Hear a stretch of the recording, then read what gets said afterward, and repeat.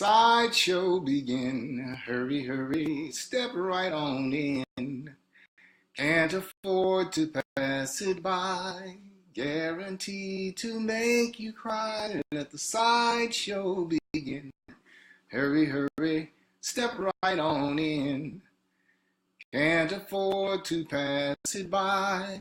Guaranteed to make you cry. Welcome to another edition of Sideshow. It's a Friday night.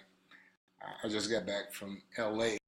I was in LA serving as production manager on the Women's Choice Awards, which is a huge event now in LA. You have the Oscars, you have the Grammys, you have the Emmys, and you have the Women's Choice Awards. Sharon Stone was the icon winner. You had Meredith Vieira, who served as the hostess. Randy Jackson gave the closing statement. Randy Jackson, who used to be with American Idol, famous entertainer. But every A-list celebrity, particularly every A-list celebrity female, was there because there were about 35 who were nominated, and they didn't know who was going to win. So they showed up, and it was a great event. It was a pleasure to serve as production manager on that. That's one of those things that I do. We do film and television and do production. We do live concerts as well as film and television for Aspire, Magic Johnson's television program, HBO, Showtime, and a few others. So this Sideshow, we're going to actually talk about the fact that Ringling Brothers Barnum and Bailey Circus is closing after 145 years, and that's a shame. Someone said that they would miss the circus most because of the clowns that go up on the high wire. I told them, don't worry. Between Donald Trump and Chicago's Mayor Rahm Emanuel, we have enough clowns in high places to keep us entertained. The things that Trump and Rahm are doing are ridiculous. But Rahm is getting the pass because everybody's focused on Trump. So here's what I'll do. First, I'll tell you that some of Chicago's aldermen are upset because Rahm has been avoiding budget briefings. He refuses to come in and talk about his ridiculous plan to borrow $389 million in grant anticipation notes. Now, a few months back when Rahm first announced his plan to keep the Chicago public schools open until June 20th, he didn't have a plan to fund it. And very few people asked him, how are you going to fund that? Springfield is shut down. They're not cooperating. Where are you going to get money from? So he's doing what he does. He's borrowing $389 million at an interest rate of 35%. 35%. That's like a payday loan, and we have to pay for it. There was a time when Rahm used to criticize Daley and said that he was borrowing. But now he's become addicted to borrowing, and here's why. That money, that 35%, funds his municipal bond banker friends who helped him build a political war chest of over $100 million. Not everybody knows that Rahm spent $100 million in that last election cycle, 2015. $100 million to get in office that only pays, $300,000? I'm not even sure how much the mayor's office pays. But it shows you that it's not about being mayor. It's about rewarding your friends and punishing your enemy. So now he did that, borrowed that $389 million on top of the $1.2 billion that he borrowed earlier this year. And it just shows you that he's going to continue to run this city on borrowed money until 2019 at our expense. He's just kicking cans down the road.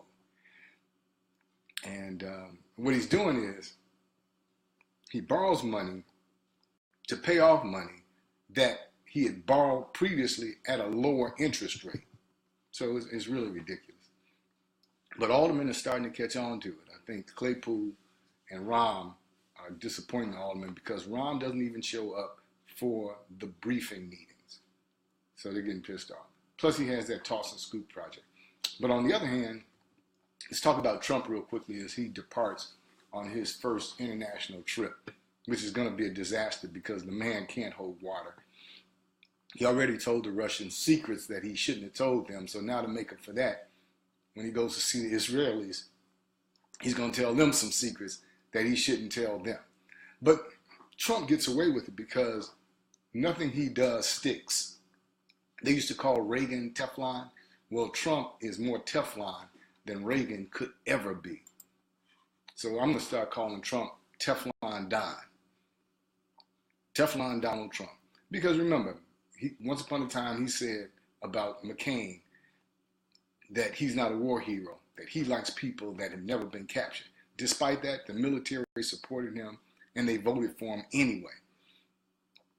He's done things like make fun of reporters with disabilities. People with disabilities and people who have children with disabilities voted for him anyway. Nothing he does sticks. The man says he's going to grab women by the poontang. Women still voted for him. Nothing he does sticks. He's Teflon Don. But the latest thing is he's fired James Comey. Now people confused. You have to remember, James Comey used to be the acting attorney general. He is no fool. He knows how to build a case. As head of the FBI, not only has he built thousands of cases, he's helped others and managed others who have built cases. The FBI knows how to build cases. And if he was determined to build a case against Donald Trump, you can bet it's a good case. So don't listen to the pontificators who tell you that, oh, he didn't do something right. He didn't send the memos to Congress. That man knows what he's doing. When the feds got you, they got you. When they come knocking on your door, you might as well just stick your hands out because the handcuffs are going on. So anyway, we're at the point where Trump is going to be subject to impeachment, and it's likely to happen. As Teflon as Don may be, he's not getting out of this one because Comey and the boys got him where they want. So be entertained, but also be concerned because Trump is a desperate man, and he will do something like bomb North Korea to disrupt the flow of information and to declare emergency, knowing that North Korea is going to fire back, either at Guam, our Air Force base there, and then he'll say, oh, it's a national emergency. He'll sacrifice them. Like people were sacrificed at the start of World War II when they basically allowed them to bomb us in Hawaii.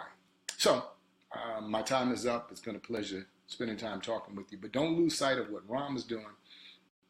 Don't lose sight of what Trump is doing. All right. Enjoy your weekend. Actually, I'll be back tomorrow. We'll do something fun and entertaining tomorrow. 6:30 Pacific time, 8:30 Central time, 9:30 Eastern time. Let the sideshow begin. Hurry, hurry.